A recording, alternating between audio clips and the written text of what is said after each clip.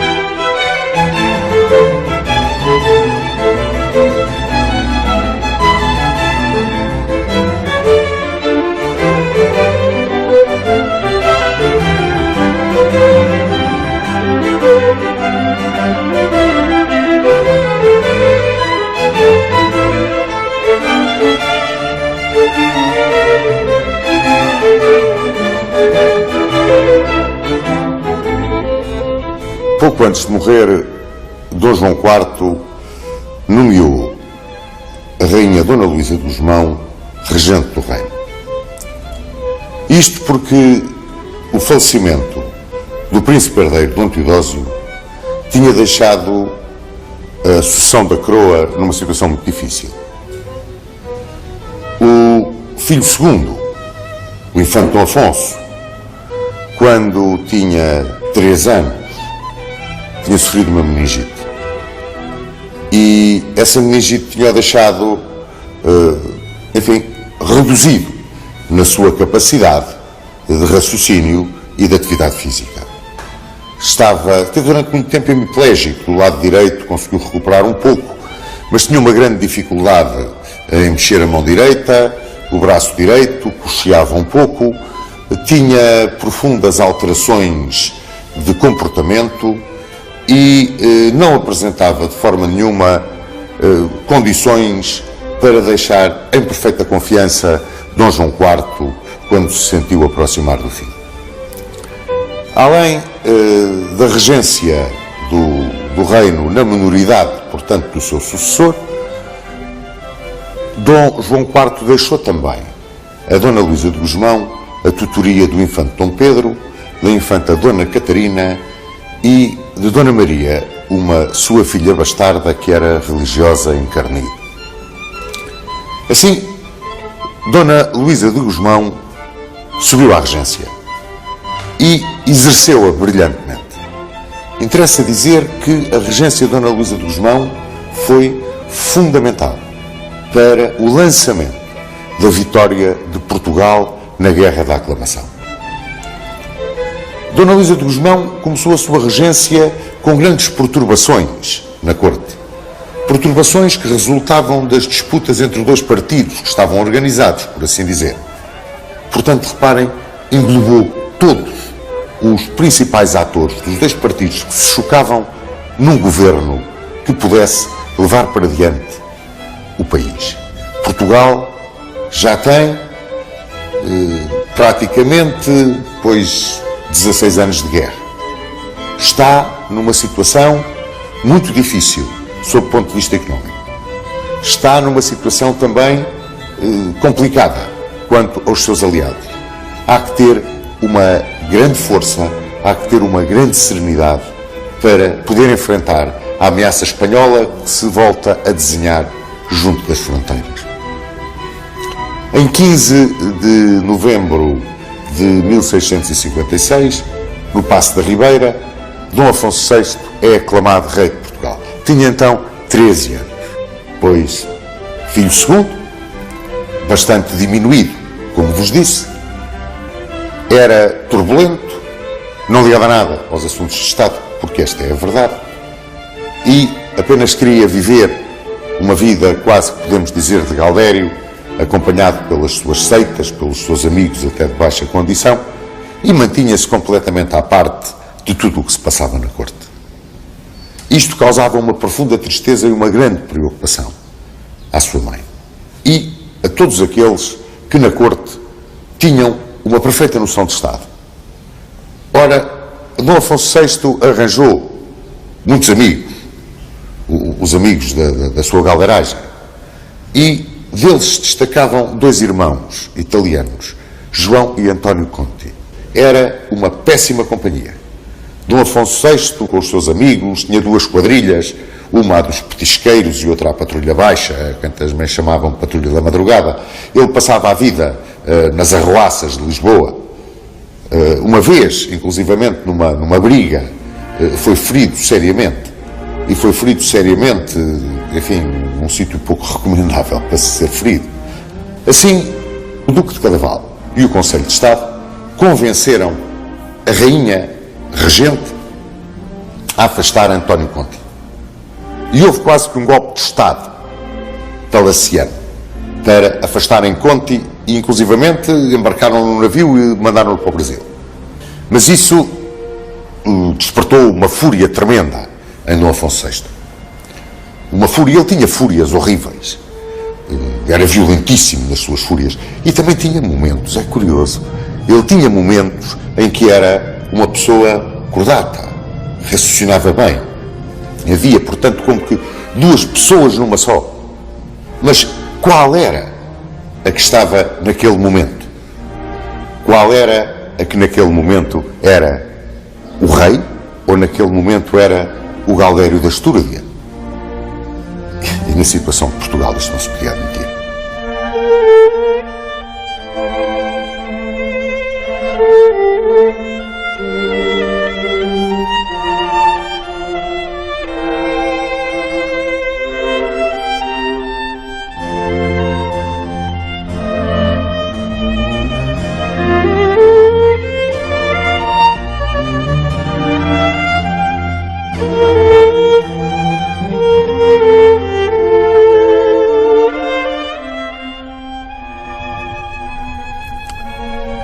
Diz aqui, na placa comemorativa do 3º centenário das linhas de Elvas, colocada em 1959 no padrão que lembra essa grande batalha da Guerra da Aclamação, que os portugueses de hoje não esquecem os seus heróis. Será que no início do século XXI podemos dizer a mesma coisa? Eu estou convencido que sim. Quase que diria que tenho a certeza que sim. Que os portugueses de hoje se lembram e respeitam a memória dos seus heróis, tal e qual o fizeram os portugueses de antes, os portugueses de sempre e como sempre o farão. Estávamos então no início de 1659 e no campo internacional a Espanha e a França preparavam-se para fazer a paz. Tal situação ia libertar forças espanholas para virem contra Portugal e foi isso que sucedeu. O nosso geral Conde de São Lourenço levantou o cerco de Badajoz, com o qual procurava aliviar a pressão que o Conde de Saint-Germain fazia sobre o território português e recolheu a Elvas. Foi nomeado comandante do exército da Extremadura espanhola Dom Luís Mendes de Haro, um dos melhores generais de Filipe IV, e veio pôr cerco à Praça de Elvas. Começou por conquistar as alturas do convento de São Francisco. João Mendes de Vasconcelos tentou libertar aquelas alturas do convento de São Francisco, mas não conseguiu. Foi mandado recolher a Lisboa. Comandando a Praça de Elvas ficava Dom Sancho Manuel, como seu braço direito, Pedro Jacques de Magalhães, e começaram a preparar a defesa. Entretanto, Dom Luís de Haro ia paulatinamente cercando a fortaleza. André de Albuquerque e Afonso Furtado conseguiram tirar a cavalaria da praça e levá-la para Estremoz. E em Estremoz estava Dom António Luís de Menezes, conde de Cantanhede. Formou-se em Estremoz um exército de socorro para levantar o cerco da Praça de Elvas.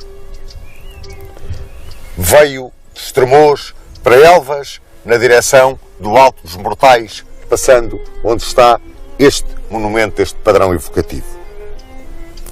Conseguiu-se estabelecer uma relação, uma comunicação entre a força que estava dentro da praça e a força de socorro. Quando aqui chegou a força de socorro, com uma salva de artilharia, informou Dom Sancho Manuel dentro da praça que tinha chegado. Iniciou-se então o assalto às linhas de Elvas. Foi uma batalha extraordinária, comandada pelas forças de socorro dirigidas pelo conde de Cantanhede. Durante essa batalha, todas as virtudes do soldado português vieram à sua superfície. A tenacidade, a coragem, a decisão, o espírito de sacrifício, o empenhamento, tudo. Sobre Elvas caía um grande nevoeiro nessa manhã e, aproveitando o nevoeiro, as forças de socorro aproximaram-se da linha espanhola e romperam-na. Metidos entre o fogo da força que chegava e a força que estava dentro da praça, metidos entre esses dois fogos, os espanhóis vacilaram, as linhas romperam-se e nessa terça-feira, 14 de janeiro de 1659, Portugal ganhava a sua primeira vitória de grande transcendência na Guerra da Aclamação. Daqui saía Marquês de Marialva, Dom António Luís de Menezes, conde de Cantanhede. Dom Sancho Manuel era feito conde de Vila Flor. Portugal ganhava ânimo e ganhava força. O mesmo ânimo e a mesma força que começavam a faltar do lado espanhol. No entanto, em 1665 assinou-se a Paz dos Pirineus. A França e a Espanha já não estavam mais em guerra. E Mazarino, primeiro-ministro de França, comprometia-se com Filipe IV a não enviar mais soldados de socorro a Portugal. Filipe IV esse, com toda a sua benevolência, concedia a Portugal o direito de voltar à situação em que se encontrava antes de 1 de dezembro de 1640. Tudo parecia perdido para Portugal e o padre António Vieira chegava a aconselhar a família real a retirar para o Brasil. É nesta altura que aparece uma mulher extraordinária, Dona Luísa de Gusmão, a regente, a rainha regente, que diz não, que vai ficar, com uma galhardia e uma coragem verdadeiramente extraordinária. Manda embaixadores à França, manda embaixadores à Inglaterra, onde Carlos II se senta no trono de uma monarquia que sai do regime de Cromwell. Em França, o conde de Sor, Dom João da Costa, consegue um contacto com o grande marechal de Turenne. Interessa-o pela causa portuguesa. E Turenne decide enviar para auxiliar o nosso exército o general Conde de Schomberg. É um dos seus discípulos mais queridos. É um grande combatente e, acima de tudo, um homem extraordinariamente competente. Armando Frederico de Schomberg vai escrever em letras de ouro o seu nome na história de um Portugal que muito amou embora não fosse a sua pátria de origem. Quanto à Inglaterra, Portugal consegue estabelecer o casamento de Carlos II com a princesa Dona Catarina de Portugal. Esse casamento iria trazer a Portugal o reforçar dos laços da aliança inglesa, tropas e influência política. Quando Schomberg chegou a Portugal, o exército português preparava-se em Estremoz para receber uma ofensiva comandada por Dom João da Áustria. Rapidamente, Schomberg conseguiu organizar o exército à francesa, incutir-lhe a doutrina de Turenne. Tal era a ânsia que os portugueses tinham de aprender, tal era a ânsia que os portugueses tinham de combater na defesa do chão sagrado, que rapidamente entraram dentro da ideia do grande general. Corria o ano de 1662. Dom João da Áustria, coberto de operações secundárias nos teatros do Minho e da Beira, entrava pelo Alentejo. Mas as tropas inglesas que aqui chegaram, como parte do acordo matrimonial de Carlos II com Dona Catarina de Bragança, conseguiram dissuadi-lo. A presença das tropas inglesas na altura tinha muita força. E Dom João da Áustria limitou-se a fazer, nesse ano de 1662, operações na fronteira, cabendo-lhe em maio de 1663 o ataque principal ao coração do Alentejo. Quanto ao casamento de Carlos II com Dona Catarina, é interessante dizer que o dote da princesa portuguesa levava Bombay e Tanger, duas colunas básicas do Império Britânico, e também o chá das Cinco. Arranjava-se a retaguarda da força que ia ganhar a última fase, a derradeira e mais violenta da Guerra da Aclamação. Nessa retaguarda, o Conde de Castelo Melhor tudo organizava, tudo planeava, tudo apoiava. E na frente, o exército, com o Conde de Schomberg como marechal de campo, preparava-se para conseguir alguma das vitórias mais ilustres da nossa história.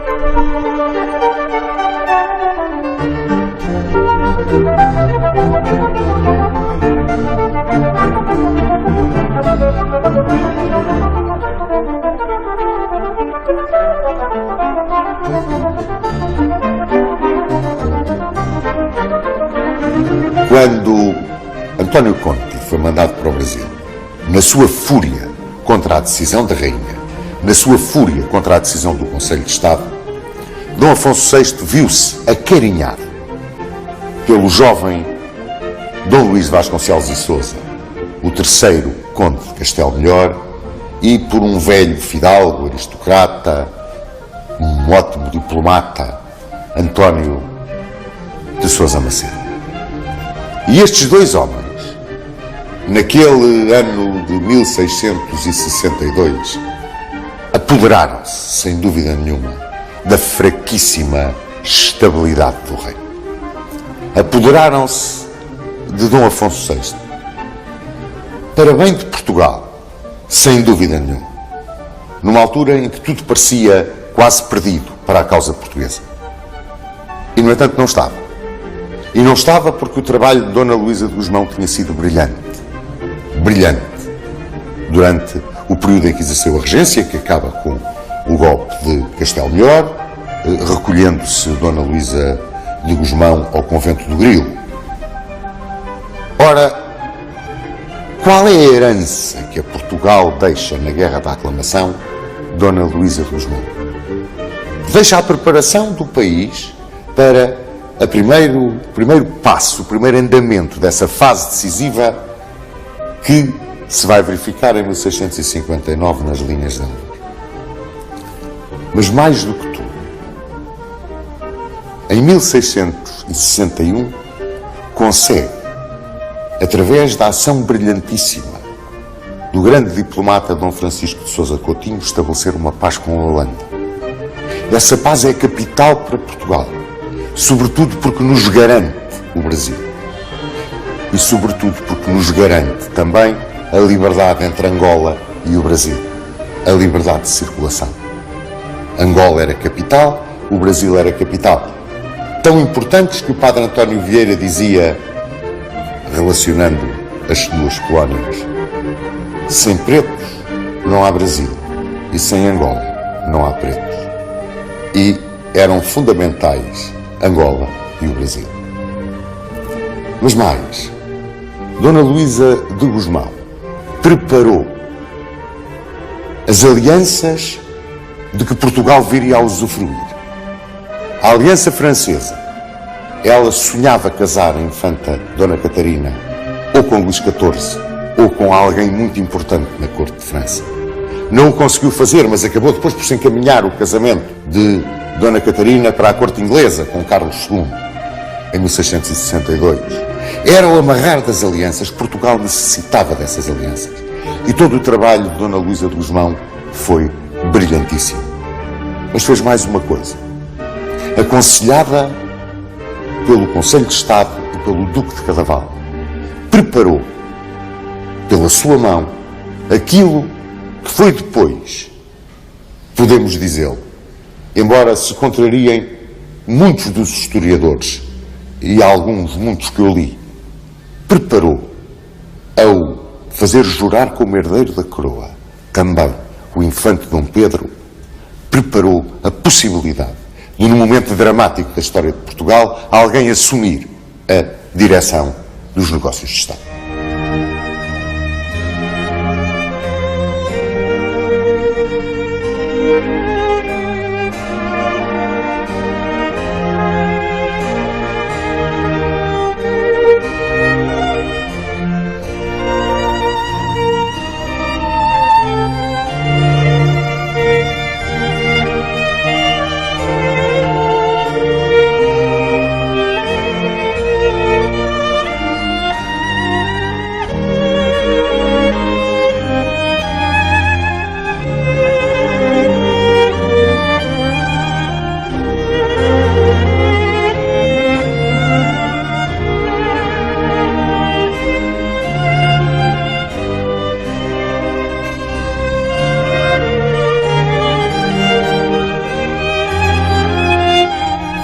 Foi aqui, em pleno coração do Alentejo, neste chão sagrado dos Montes Claros, que se travou a batalha que decidiu a Guerra da Aclamação.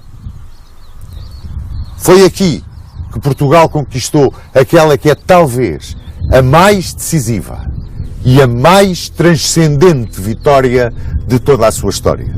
Porque foi aqui que realmente Portugal defendeu e conquistou a sua independência. Porque aqui Portugal não enfrentou Castela. Aqui Portugal enfrentou a Espanha na sua máxima força. Para se chegar a Montes Claros, travou-se e traçou-se o último caminho, o último esforço da Guerra da Aclamação. Começou no mês de maio de 1663, quando Dom João da Áustria lançou o seu ataque sobre o Alentejo na direção de Lisboa. Em Estremoz, o exército português, comandado pelo Marquês de Marialva e com a assistência ao conselho do Conde de Schomberg, deixou-os passar. Deixou passar os espanhóis a caminho de Évora porque esperavam, contra as muralhas de Évora, esmagá-los da mesma forma que o tinham feito nas linhas de Elvas. Mas no dia 14 de maio de 1663, Évora rendeu-se. Toda a operação planeada caía pela base. A Dom João da Áustria ficava aberto o caminho de Lisboa. Surge então todo o poder, toda a genica, toda a alma, toda a garra do Conde de Castelo Melhor. Rapidamente mobiliza forças. Traz do norte e da Extremadura tropas para o Alentejo. Arranja o potencial suficiente para que Dom João da Áustria não possa passar. E os espanhóis vêm-se obrigados a retirar. E é durante essa retirada que no sítio do Ameixial, não muito longe do chamado Canal, no dia 6 de junho de 1663, o exército português, comandado por Dom Sancho Manuel e pelo Conde de Schomberg, vence os espanhóis numa batalha que foi de extraordinária importância. Na corte, o que é que sucedia então? Criava-se o partido contra Castelo Melhor. Criava-se o partido de apoio ao infante Dom Pedro. E era natural que assim sucedesse.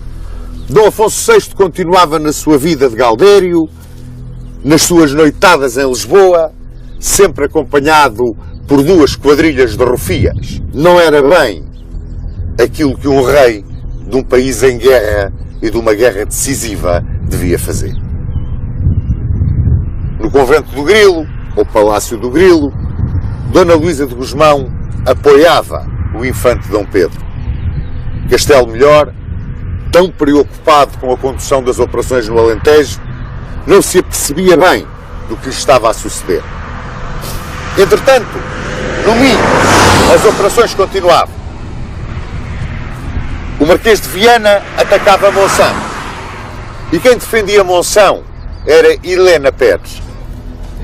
Na Beira, em Castelo Rodrigo, Pedro Jacques de Magalhães conseguiu uma extraordinária vitória. E aqui no Alentejo, o Marquês de Marialva lançava-se sobre Valência de Alcântara. Chegávamos ao mês de junho de 1665. Chegávamos aqui, a essa quarta-feira, 17 de junho de 1665, aqui ao campo de batalha dos Montes Claros. A Espanha ia fazer o seu esforço derradeiro, o seu esforço decisivo para conquistar Portugal. Entregava o comando do seu exército ao Marquês de Caracena, a quem chamava o Marte Espanhol, e era um exército enorme, com perto de 30 mil homens, que, saindo de Badajoz, evitando Elvas e indo por cerca Vila Viçosa, se preparava para fazer a mesma manobra do Duque de Alba, uma forte esquadra que saía de Cádiz e que os iria embarcar em Setúbal, Cascais, para marcharem sobre Lisboa, numa repetição do que tinha sucedido em 1580. Puseram cerca Vila Viçosa e de Estremoz saiu o exército português comandado pelo Marquês de Marialva e veio pelo caminho de Rio de Moinhos, com os seus esquadrões de reconhecimento à frente, chegar a este campo. Só que os espanhóis em Vila Viçosa souberam da manobra e anteciparam-se. E quando aqui chegaram os esquadrões de reconhecimento portugueses, viram, refulgente de armaduras, brilhante de bandeiras, o exército espanhol a formar em linha de batalha. Tinham apanhado os espanhóis o ponto fundamental, o terreno mais importante deste campo de batalha, o Alto da Vigária. Nós ocupámos o Cabeço dos Mouros e toda a linha que vai até à Ribeira de Lucifécio e aos contrafortes da Serra d'Ossa. A Batalha de Montes Claros travou-se num grande choque. As forças que saíram do Alto da Vigária chocaram com as que estavam no Cabeço dos Mouros. As manobras na flexibilidade do exército português conseguida por Schomberg, trazendo a sua cavalaria de um terreno onde ela não podia atuar para outro onde lhe era fácil a atuação, levaram a que os espanhóis, mesmo em superioridade numérica, mesmo em superioridade de material, não conseguissem romper as linhas portuguesas. E aqui, onde está este padrão, foi precisamente o sítio onde Dom Dinis de Melo e Castro lançou a carga decisiva dos Montes Claros. A carga de cavalaria que desbaratou o exército espanhol do Marquês de Caracena. Garantiu a Portugal a sua independência. E neste chão sagrado travou-se aquela que talvez seja a mais brilhante batalha da nossa história.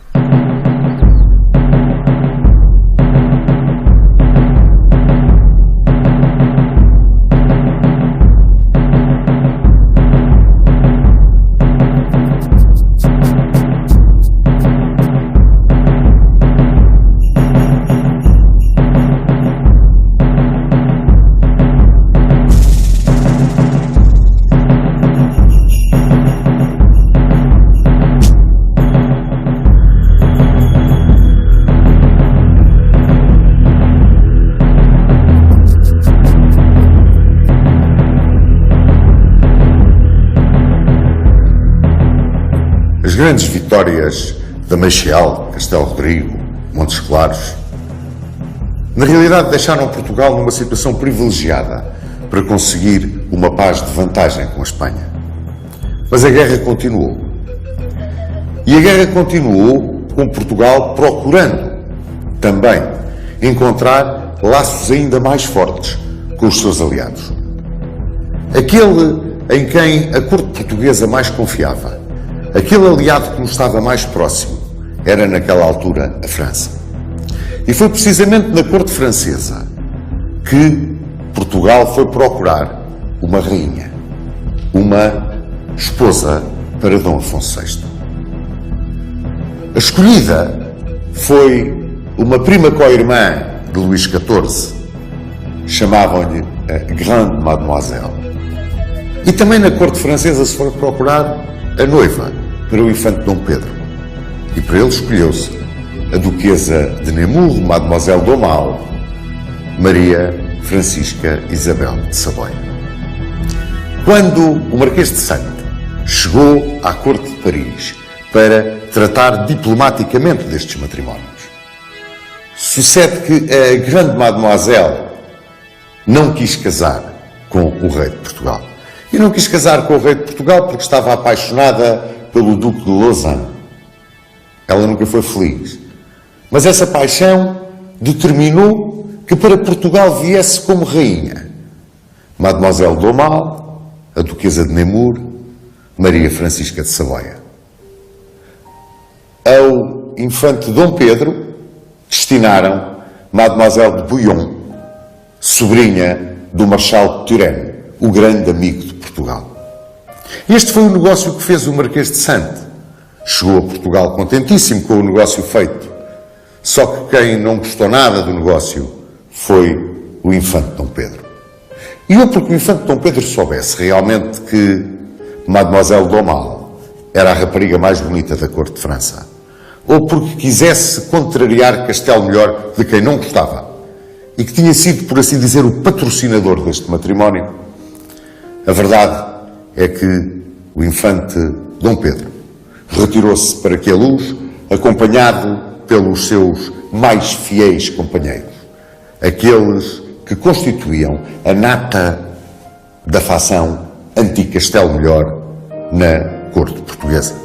Pois, com este grupo, o infante foi para Queluz, quando morreu a rainha Dona Luísa de Gusmão. Estávamos no verão de 1666. 2 de agosto de 1666. Chega a Portugal Dona Maria Francisca Isabel de Saboia, Mademoiselle d'Aumale, duquesa de Nemours, nascida praticamente no trono de França, conhecedora da corte francesa, uma mulher linda. Chegou a Portugal e por ela logo se apaixonou Dom Afonso VI. O infante Dom Pedro nunca se esquecera que ela tinha sido, inicialmente, a sua prometida. A verdade é que a nova rainha cedo se quis apropriar não só do coração do rei, mas da condução dos próprios negócios do Estado.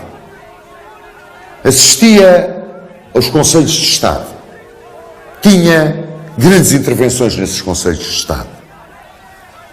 O abade de Saint-Romain, que era o embaixador de França, escreveu a Luís XIV dizendo-lhe que a rainha se tinha apropriado completamente de Dom Afonso VI e que este dizia ao escrivão da puridade, primeiro-ministro, o conde de Castelo Melhor, que ouvisse sempre a rainha antes de tomar decisões importantes de Estado.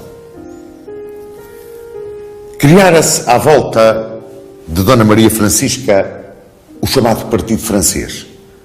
Tinha dois grandes animadores, o abade de Saint-Romain, que era o embaixador, e o marechal de Schomberg. A posição da rainha era extraordinariamente bem definida no Conselho de Estado, apoiar sempre a França. Isto numa altura em que a Inglaterra aparecia como o grande motor de uma paz com a Espanha.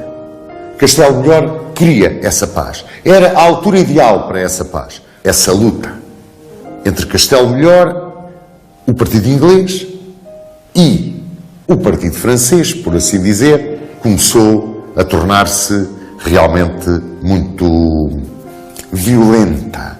Era uma luta na sombra, mas ia ganhando em violência. Ia ganhando em violência porque a rainha conseguia, para o conde de Schomberg, o lugar de governador das armas do Alentejo. E com esse lugar de governador das armas do Alentejo, numa altura em que Castelo Melhor procurava a paz, porque esta é a verdade. Schomberg entrou pela Espanha dentro e fez uma incursão quase até Sevilha, pilhando e incendiando tudo pelo caminho e voltou para Portugal. Acendeu-se novamente a guerra, lá está.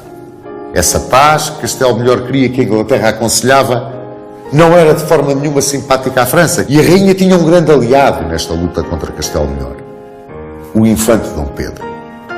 Muito se escreveu sobre este período conturbado da história de Portugal. E ainda hoje, entre os historiadores, as opiniões são perfeitamente contraditórias.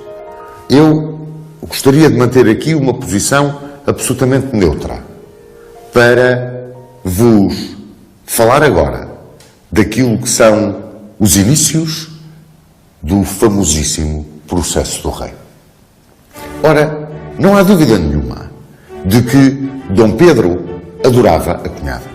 Se era ou não amante da cunhada, eu aqui não posso dizer que sim nem que não. Digamos, adorava a cunhada. Uma facção diz que era amante, outra diz que ainda não era.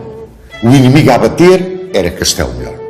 Para chegarem a Castelo Melhor, tinham que abater primeiro António de Sousa de Macedo. E conseguiram abatê-lo por um assunto de lana caprina. Um servo da rainha foi vítima de um desacato, a rainha queixou-se, António de Sousa de Macedo não era o secretário de Estado, não resolveu o problema de acordo com aquilo que a rainha queria, a rainha sentiu-se insultada e Dom Pedro exigiu a demissão de António de Sousa de Macedo. Castelo Melhor achou que aquilo era uma asneira, defendeu o secretário de Estado e entrou imediatamente em choque frontal com o grupo de Queluz, o grupo que apoiava o infante Dom Pedro. Estavam lançados os dados. O infante Dom Pedro queixou-se que Castelo Melhor o tinha querido envenenar e exigiu a punição de Castelo Melhor. O rei e o Conselho de Estado acharam que isto que era inverosímil e não puniram Castelo Melhor. E o infante Dom Pedro retirou-se para trás os montes. Retirou-se para trás os montes e pôs as cartas na mesa. Era quase ele ou o escrivão da puridade. A Espanha olhava para a discussão dentro de Portugal como uma janela de oportunidade que se podia abrir. E o conde de Castelo Melhor apercebeu-se perfeitamente do tremendo desta situação. Era um patriota exemplar. E foi procurar o infante Dom Pedro, tentou convencê-lo de toda a maneira de que o infante Dom Pedro estava errado.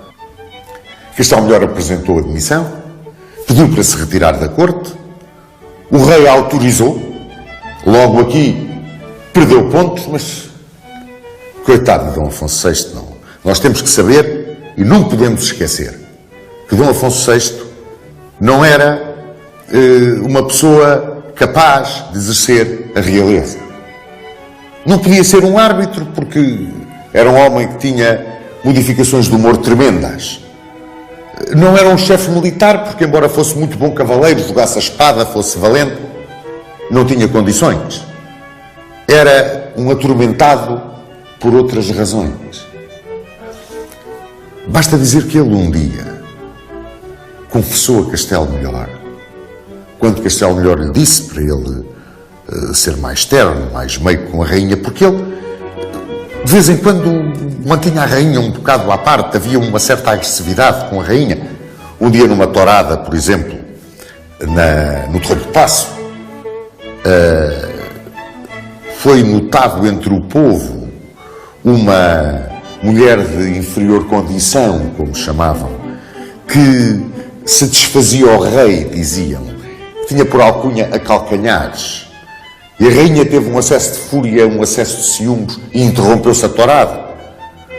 Castelo Melhor queria, porque tinha arranjado o casamento, queria empurrar Dom Afonso VI para Dona Maria Francisca. Mas Dom Afonso VI disse-lhe a chorar: aquilo que querem que eu faça não sou capaz. Isto está escrito. Ora, quando se dá a saída de Castelo Melhor, Castelo Melhor sai com a garantia de que nenhum mal lhe sucederá. Vai para Torres Vedras e de Torres Vedras, onde esteve a descansar num convento, vai para o Bussaco. Mas mandaram persegui-lo. Dom Pedro mandou-o perseguir. A verdade é que ele teve que fugir, porque este é o termo que tem que se usar. Teve que fugir. E os frades do Bussaco salvaram-lhe a vida. A partir do momento em que Castelo Melhor é arredado, começa, sem dúvida nenhuma, um assalto a Dom Afonso VI. A história. Esse assalto dá-se quando se procura um sucessor para Castelo Melhor. Correm vários nomes. Henrique Henriques de Miranda, o próprio Sousa de Macedo, mas em outubro de 1667, Dom Pedro sai à rua com os seus partidários, com muito povo, vai ao paço, diz ao rei que o quer salvar, quase que lhe pede o mando do país. A Câmara de Lisboa quer reunir cortes, querem de uma vez por todas acabar com aquele estado de confusão, perigosíssimo, porque Portugal está em guerra. Ora, neste momento, os amigos que restam a Dom Afonso VI pedem que vá para o Alentejo para junto do exército. E de repente, Dona Maria Francisca Isabel de Saboia abandona o paço e refugia-se no convento da Esperança. O rei quer ir lá buscá-la, quer ir lá com tropas. E o infante Dom Pedro pede ao rei para não exercer violências, que ele, infante Dom Pedro, vai procurar trazer a cunhada à razão. Também está escrito, como também está escrito, que no convento da Esperança a rainha declara-se donzela. Diz que é donzela tal como chegou de França, porque Dom Afonso VI era impotente. Está escrito. E mais, pede para regressar à França e que lhe seja devolvido o dote. E deixa isto escrito numa carta a Dom Afonso VI. A partir daqui, levanta-se um problema tremendo a Portugal. O escândalo que seria em todas as cortes da Europa. O rei português impotente. A rainha, tal e qual como chegou. Mas o que é isto? Mas pior ainda, o dote. O dote já foi gasto na guerra. Já não há dote. E também não há dinheiro para pagar o dote. Será que o abade de São Romão estava por trás disto? Será que a paz dos Pirineus entre a França e a Espanha tinha alguma coisa por trás disto? A rainha pede um processo de nulidade matrimonial. Esse processo de nulidade matrimonial é aberto. São ouvidas testemunhas de todas as condições sociais. As declarações são arrasadoras para o rei. Há algumas, inclusivamente, chegam a ser infames. A nulidade matrimonial é dada. E o rei agora não tem nem o escrivão da puridade, que era quem governava, o conde de Castelo Melhor, não tem Sousa Macedo, não tem Henrique Henriques de Miranda, nem tem a rainha. Está sozinho. É incapaz, é doente, é um homem que não tem a força, nem moral, nem a capacidade física para chefiar aquilo que nós poderemos dizer neste momento uma contra-revolução. É a altura escolhida para lançar o ataque final. E esse ataque final é entregue ao Marquês de Cascais. E o Marquês de Cascais vai ao passo. Estamos em fim de 1667, mesmo no fim. Entra no quarto do rei. O Marquês de Cascais pertence ao grupo, como vos disse, que rodeia Dom Pedro.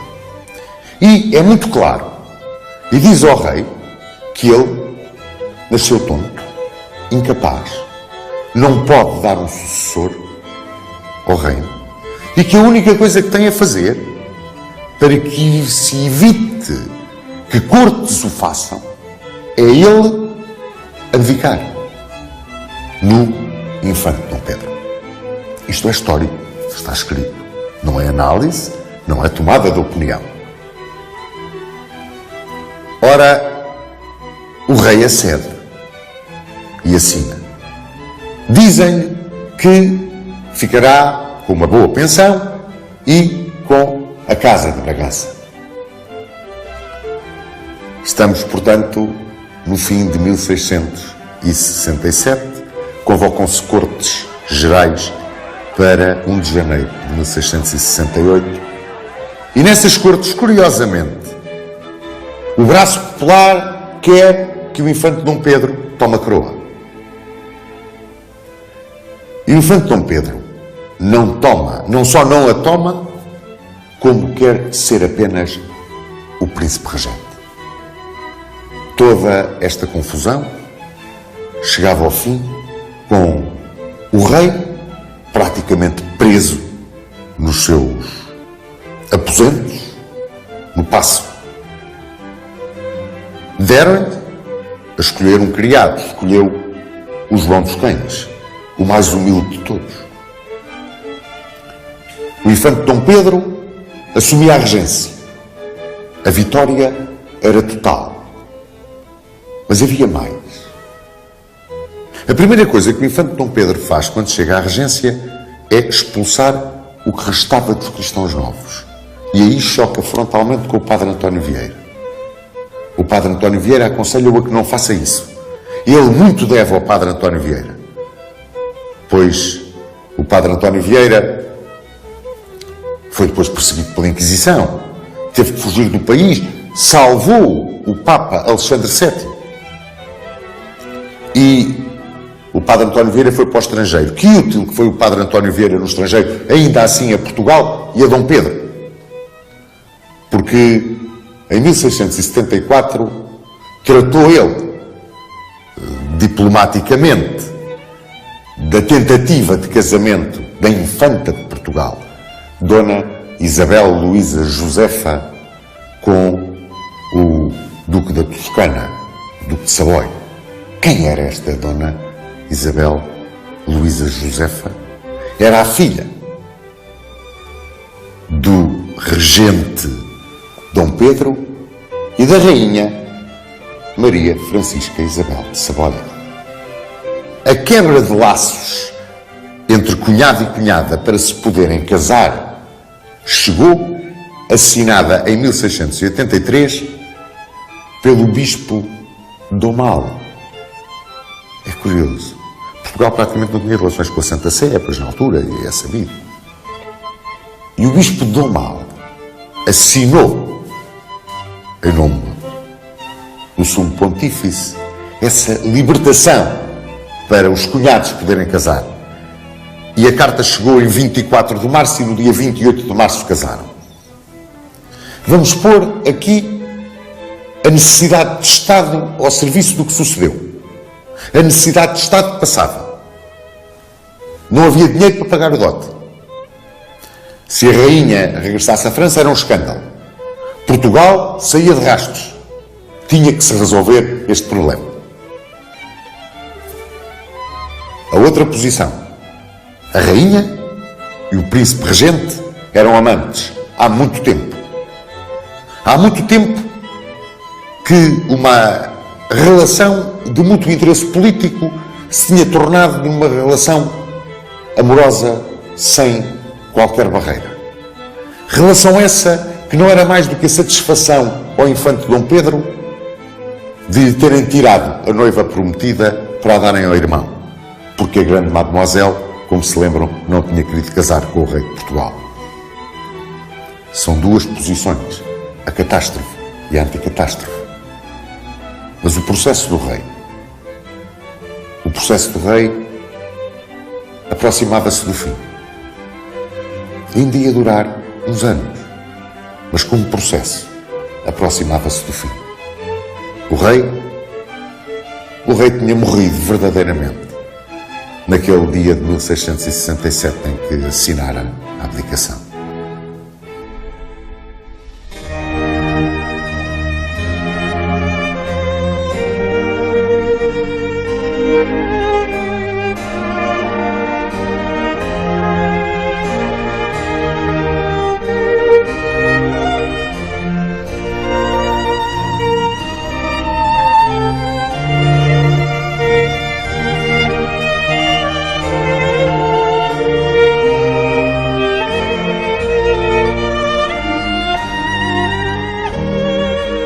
Em 13 de fevereiro de 1668, assina-se a paz com a Espanha. Essa paz, primeiro assinada em Madrid, depois ratificada em Lisboa. O que é que nos dava a paz depois de 60 anos de dominação espanhola, de termos sido esbulhados, de termos sido traídos, depois de 28 anos de guerra? Zero. Reconhecimento tácito da independência. Mais, perdíamos a Praça de Ceuta. Bom, e o Império Português? Na Índia, cada vez que o Império era mais curto e encolhendo, reparem, o grão-mongol impunha tributo a Damão e a Shaul. Os árabes saqueavam Dio. Os nossos vice-reis não tinham forças, não tinham armadas, não tinham nada. Muito faziam eles. O conde de Marialva e o conde de Assumar portaram-se brilhantemente na defesa do que restava do Império. E Dom Rodrigo da Costa chegou a pensar mudar a capital de Goa para Panjim. Enquanto tudo isto sucedia, ia penando Dom Afonso VI. E aqueles que apoiaram a sua queda e aqueles que rodeavam o regente começaram-se a combater entre si. Começou o povo a murmurar. Havia necessidade de tirar o rei do continente e pô-lo em Angra do Heroísmo. Foi aí que o foram pôr. Esteve preso em Angra do Heroísmo. Mas o que é que sucedia aqui no continente? As desinteligências iam aumentando e bateu à porta do próprio regente. Aquele relacionamento de Dom Pedro com Dona Maria Francisca Isabel de Saboia muito provavelmente não era um relacionamento, digamos, abençoado. E zangaram-se. E Dom Pedro arranjou outra amante. Ana Amanda de Verger, aia da rainha. E a rainha foi posta de lado. Completamente de lado. O escândalo foi imenso. Os partidários do rei, e o rei era Dom Afonso VI, reuniram-se. E o embaixador de Espanha, o conde de Humanes, fez o pior que podia fazer. Foi aliciar os amigos de Dom Afonso VI para o rapto rocambolesco de Dom Afonso VI dos Açores, levá-lo para a Espanha, casá-lo com a rainha viúva de Espanha, Maria Ana da Áustria, e casar a bastarda, recolhida em Carnide, a bastarda de Dom João IV com Dom João da Áustria, e depois voltar a Portugal para agarrar a coroa. Foram descobertos, é claro, supliciados, o embaixador de Espanha expulso da corte e o rei. O rei, para que nenhum rapto se pudesse fazer, foi trazido dos Açores de volta para aqui, para Sintra, para este quarto onde estamos.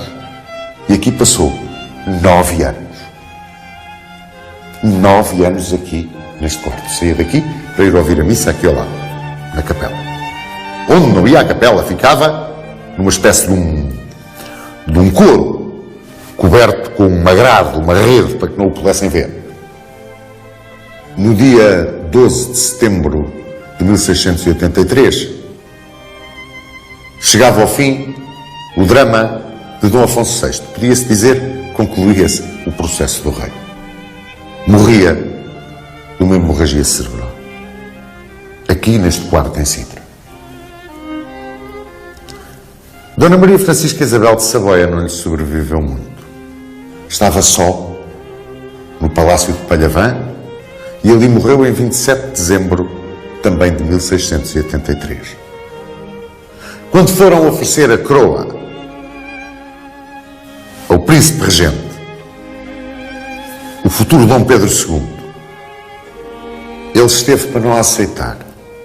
Diz Rocha Martins que esteve para a dar à infanta Dona Isabel Luísa Josefa, que, segundo Rocha Martins, era extraordinariamente parecida com o irmão.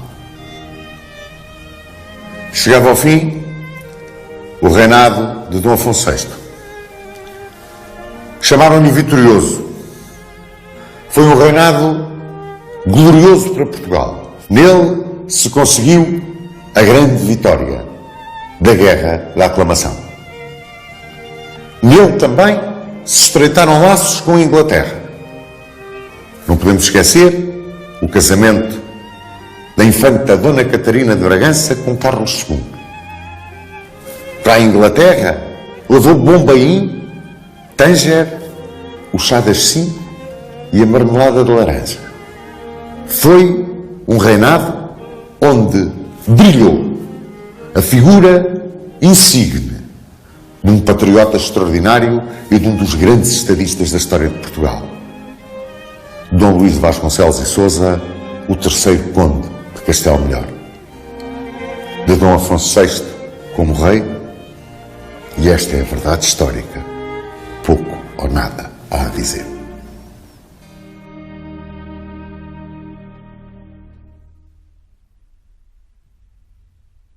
Este reinado que agora peço ao Sr. Dom Duarte para analisar e que nós acabamos de ver é, para mim, um reinado estranho. Por um lado, porque é glorioso, não há dúvida nenhuma, é o reinado das grandes vitórias militares da Guerra da Aclamação.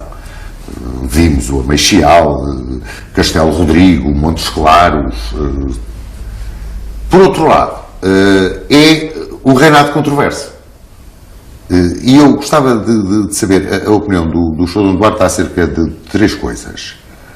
A primeira é o que é que o Duque de Bragança pensa do que foi o problema da regência de Dona Luísa de Gusmão, com aquela maneira de estar no mundo de Dom Afonso VI, não é? O segundo aspecto que eu gostava que o Sr. Dom Duarte nos marcasse era o problema da conspiração que conduziu à deposição de Dom Afonso VI.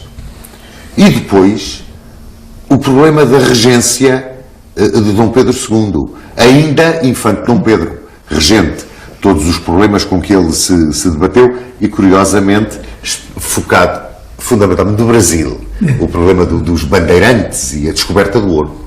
Portanto, se o Sr. Dom Duarte nos pudesse falar sobre estes 3 aspectos. Foi uma época muitíssimo difícil para a família, porque ter que admitir que realmente o filho e o irmão, enfim, tinha grandes problemas. Eu aconselho muito a verem o filme O Processo do Rei. O julgamento Processo do Rei. O processo. Que é, de facto, muito bem feito, muito justo, muito imparcial, e não há dúvida que era um drama para a altura, porque, por um lado, havia a convicção geral que o rei não era capaz. Mas não havia motivos suficientes para o demitir, não é? Para o suspender. O que mostra também que a monarquia portuguesa sempre soube controlar os problemas derivados de uma eventual deficiência do próprio rei, não é? Neste caso, o julgamento tem testemunhas falsas, há muita mentira, há muita falsidade lá dentro. Depois era preciso que a rainha não voltasse para a França, porque senão tínhamos que devolver o dote, e o dote já estava gasto nas guerras contra a Espanha, a guerra da independência, da restauração, e por isso foi preciso encontrar uma solução para a rainha ficar cá e o rei divorciar-se, ou ter o casamento anulado. E foi aí que foram usados os principais testemunhos falsos, segundo consta, não é? De que o rei que seria impotente. Não ficou nada provado, não é? Mas eu julgo que as deficiências físicas do rei de facto tornavam-no impróprio, impossibilitavam que ele assumisse a sua missão, mas era um homem com qualidades humanas também, um homem valente, um homem que tinha umas grandes frustrações, mas que não eram assim tão mal como se dizia. Não? Eu não sei realmente como é que foi a prisão dele em Sintra, essa história que os guardas contam, daquele andou à volta do seu quarto que ficou o chão moído, não acredito muito que isso seja verdade, mas um bocado exagero. João Duarte, dizem que de 1662 a 1667, que é fundamentalmente o tempo que ele governa, não é? O Conde de Castelo Melhor mandou no país. Bom, não é caso único de ter havido um primeiro-ministro, neste caso chamavam-lhe o escrivão da puridade, que tenha assumido uma função de Estado importantíssima. No entanto, eu penso que ele não fazia nada que o rei não sancionasse. O Sr. Duarte considera realmente esta figura do segundo Conde de Castelo Melhor uma figura marcante na história de Portugal? Foi realmente que deixou uma obra, deixou um trabalho realmente notável. Isso foi, de facto. Foi um homem a quem nós devemos a vitória na Guerra da Aclamação, não há dúvida nenhuma. E, Sr. Duarte, e porque isto lhe toca muito de perto, e a aventura dos bandeirantes durante a regência do infante Dom Pedro? Na verdade, os bandeirantes, os brasileiros, têm sempre uma maneira um pouco dupla de ver a questão dos bandeirantes. Quando são os bandeirantes que exploram e desbravam o interior e que descobrem aquele vastíssimo interior do Brasil, são brasileiros, são paulistas, enfim, que vão por aí fora. Quando são os mesmos bandeirantes, mas que fazem umas malandrices e escravizam alguns índios, aí já são portugueses, não é? Vejo isso nos livros do Brasil. Não é? E não há de mais agora que realmente a força dos portugueses que foram para o Brasil, dos seus filhos, netos, enfim, e conseguiram criar o maior país das Américas, da América do Sul, um país que mantém uma unidade nacional, apesar de uma enorme diversidade geográfica e até uma certa diversidade cultural, deve-se a esta gente. E deve-se também, mais tarde, à monarquia brasileira, a partir de Dom Pedro I e Dom Pedro II, que souberam manter a unidade, enquanto que a América Espanhola, uma vez independente, desagregou-se completamente numa dúzia de países, que até fizeram guerras uns contra os outros, não é? Mas valia a pena nós, em Portugal, estudarmos melhor a epopeia da criação do Brasil, que é qualquer coisa de extraordinário.